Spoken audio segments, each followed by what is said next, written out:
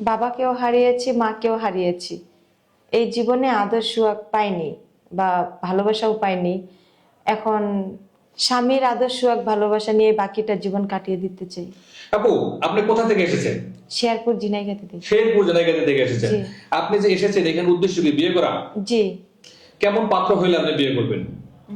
পাত্র যেরকমই হোক, চলার মতো সামর্থ্য থাকলেই হবে। দেখেন, আমাদের এই ভিডিওতে যারা বিয়ে করতে ফোন করে তাদের বয়স 40 প্লাস হয়, স্ত্রী থাকে স্ত্রী থাকে না, মারা যায়, সন্তান থাকে, এই ধরনের প্রশ্ন যদি আপনাকে পছন্দ করে দ্বিতীয় স্ত্রী করতে চায় তো কি বলবেন? আমার কোনো আপত্তি নেই।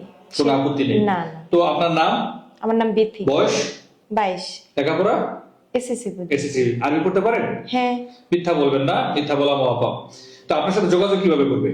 আপনাদের মাধ্যম থেকে। দর্শক, এই মুহূর্তে স্ক্রিনে যে নাম্বারটি দেখছেন এই নাম্বারে ইমেল এবং হোয়াটসঅ্যাপ খোলা আছে। বিথি আপুকে ভালো লাগলে স্ক্রিনশটে ছবি তুলে পাঠিয়ে দেবেন। শুধু যারা বিয়ে করবেন তারাই যোগাযোগ করবেন, অন্যথায় কল দিয়ে বিরক্ত করলে ব্লক করে দেবো। ধন্যবাদ।